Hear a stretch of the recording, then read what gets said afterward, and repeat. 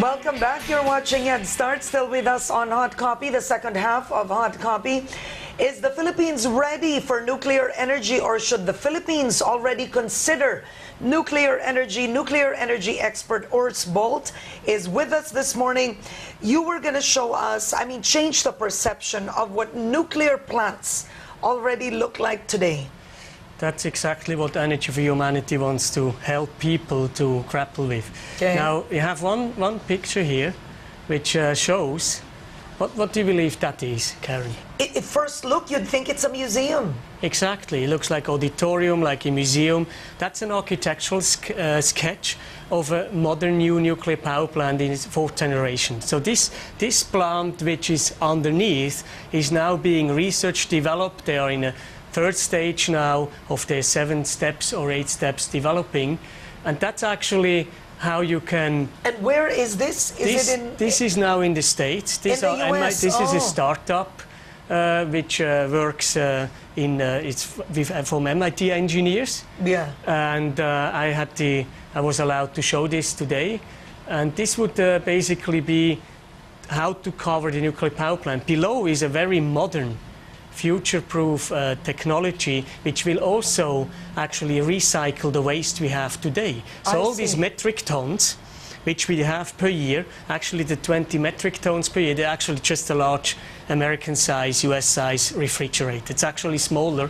Yeah. I just was able to look that up during the break. Now this modern nuclear power plants, they are meltdown proof. They can actually be next to Manila in an area. So you have actually very short transmission grids. They can be smaller, they can be sort of, not exactly, this one would be like medium-sized, 300 to 500 megawatt. But won't this still produce a lot of low-level radioactive waste that's transmitted in parts and supplies?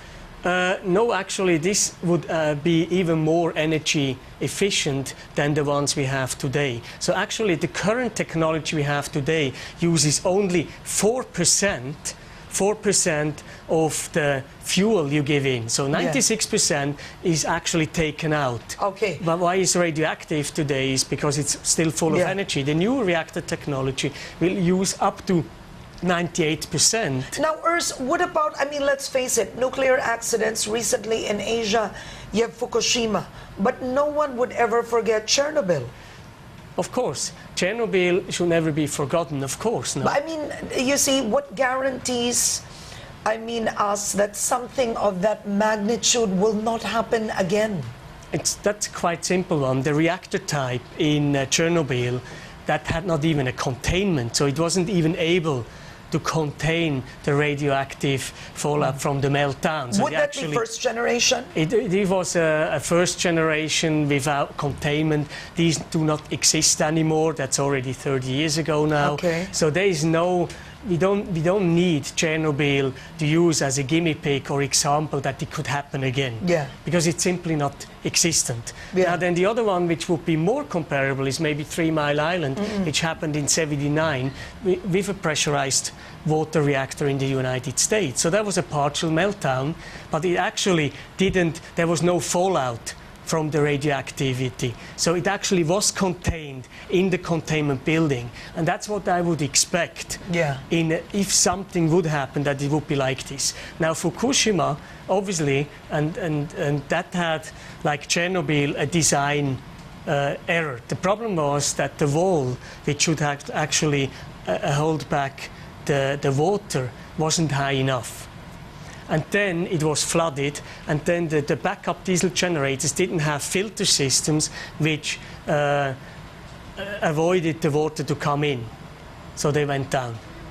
Now 10 miles north of Fukushima, you have similar power plants, and they didn't have this issue. They had high enough walls, they had the backup, they were able to control it, to run down the reactors in a controlled way. Okay, all right. And when it comes to land use, this is an example in the UK.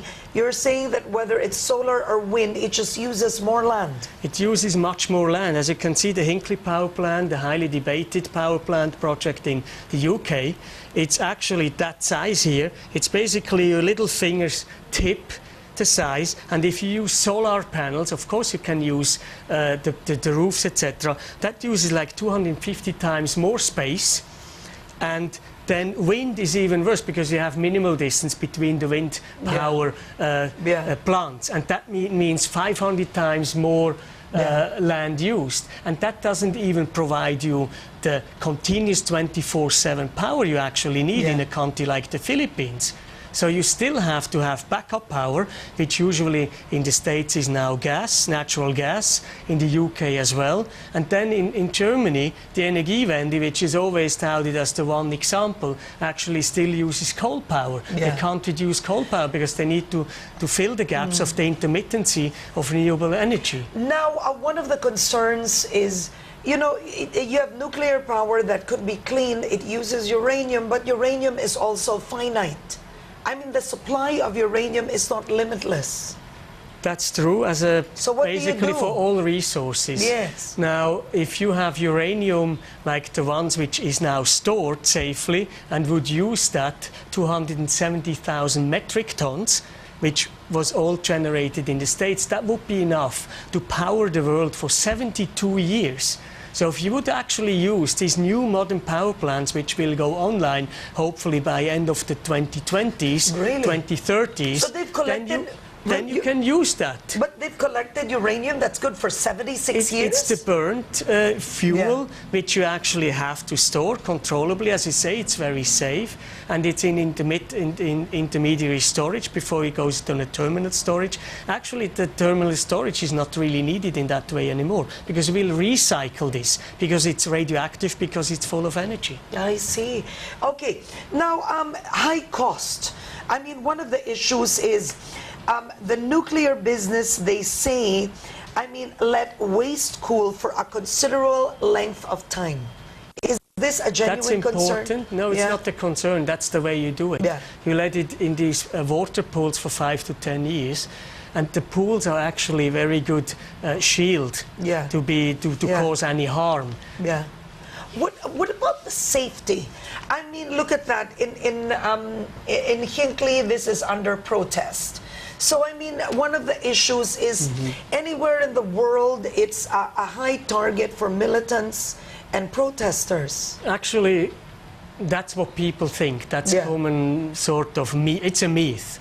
Because if you really want to harm a country, then you probably better target a football stadium or let's say an area or an event where you actually see the concentration of people you want to hit the country, like it happened in Paris.